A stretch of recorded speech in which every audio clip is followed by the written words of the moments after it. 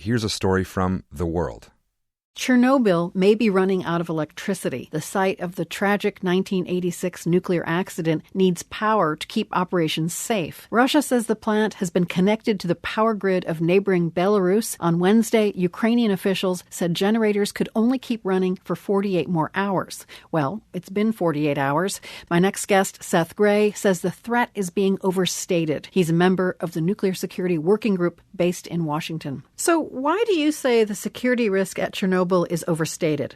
I don't think it's overstated to say that it's outrageous that a military would deliberately target any kind of nuclear site. I know that the head of the International Atomic Energy Agency has met with Russian officials to try to get their commitment not to attack any nuclear sites and does not yet firmly have that commitment, which I guess is consistent with Russia not recognizing publicly that it's actually invaded Ukraine at all. I do think that the fuel from the reactors on this site are very cool at this point. They've been in the pools for over 20 years cooling. They've gone through most of what's called the decay process. They really do not pose a danger to the public.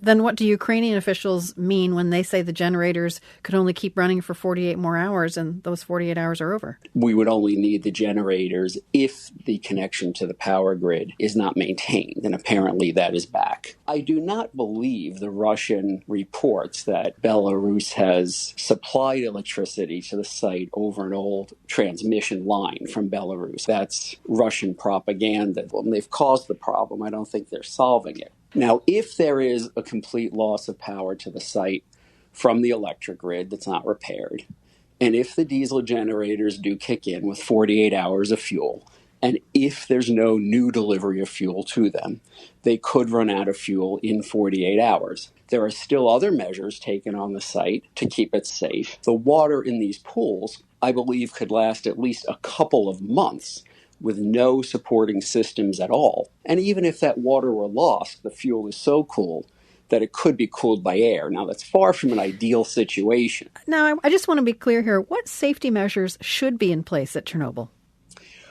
Well, the site was never designed to withstand an attack by Russia's army, and I don't think safety measures need to be put in to withstand attacks by Russia's army at civilian sites. The sites are designed to withstand loss of power. There are very robust structures, including what's called the sarcophagus, the concrete that covers the core of the reactor that had the accident there, and a steel archway structure over that. Now, these structures are mostly designed to keep things in. They do offer some protection from anything that reasonably could hit them from the outside. But again, a sustained attack by a modern military with modern weapons could breach that. You know, you mentioned it was unrealistic to have nuclear plants built to sustain war, but that's kind of what we're seeing. Is that, factored into future plans? I mean, this just happened last week with Russia attacking another nuclear plant. Yes, we will have lessons learned from this, like we did from Chernobyl, like we did from Fukushima, that will further strengthen safety and security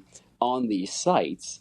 But I think the improvements made are showing in this case just how robust these facilities can be. And in many ways, I feel the most dangerous or worst case scenario for people in Ukraine would just be for the operators to decide to shut down all the reactors, which provide over half the electricity to Ukraine. And in what is still wintertime there, a lot of people would be very cold.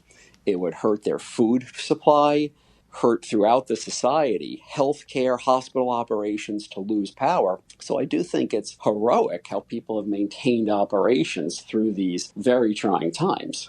Seth Grae is a member of the Nuclear Security Working Group based in Washington. He's also CEO of the Lightbridge Corporation, a company that develops nuclear fuel technology. Seth, thanks for speaking with us. Thank you very much, Carol.